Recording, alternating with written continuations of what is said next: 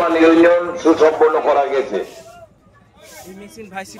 আমি পৌর কর্মচারী, বিশেষ করে আমাদের শ্রমিক ভাইদের অস্বাভাবিক পরিশ্রম, পুলিশ পার্সোনালরা প্রায় 15 দিন ধরে এই দুর্গাপূজাকে সাফল্যমণ্ডিত করেছেন। পাশাপাশি জেলা প্রশাসন তার সমস্ত সাপোর্ট দেওয়ার ফলে এত সুন্দরভাবে অর্থাৎ প্রতিমা নিরঞ্জন আমরা সুসম্পন্ন করতে পারলাম।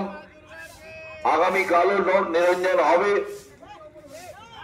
এবং গভর্নমেন্ট ডেট অনুযায়ী আগামী 5 তারিখও নিরঞ্জন হবে।